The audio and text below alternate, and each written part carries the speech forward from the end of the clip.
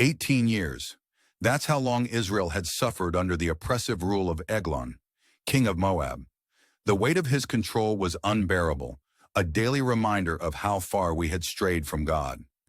As a people, we cried out for deliverance, and I, Ehud, was chosen to bring it. I was not what many would call a likely hero. A left-handed man from the tribe of Benjamin, I was often overlooked, seen as unusual and perhaps even weak by those who didn't understand me. But the Lord doesn't see as man sees. He uses what the world might dismiss for his divine purposes. When the time came to bring our tribute to Eglon, I prepared with care and prayer. The tribute was a symbol of Israel's submission, but in my heart I knew that this act would mark the beginning of our freedom. I carried a secret, a carefully crafted message from the Lord.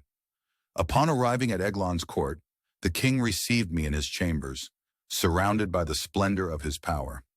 As I laid the tribute before him, I said, "O king, I have a message for you." Intrigued, he leaned in to listen, dismissing his attendants so we could speak privately. What I shared with him was not of my own making, but the word of the Lord. The time of Moab's dominance over Israel was ending. God himself was stepping in to restore his people. As the realization of these words sank in, I turned and quietly left the chambers, trusting that God would fulfill his plan. As I departed, I called the people of Israel to action. In the hills of Ephraim, I blew the ram's horn and gathered them together. "The Lord has delivered Moab into your hands," I cried. With unity and determination, we took back what had been stolen from us, not through bloodshed, but by reclaiming our identity as God's chosen people. Peace followed for 80 years, not because of my strength, but because of God's faithfulness.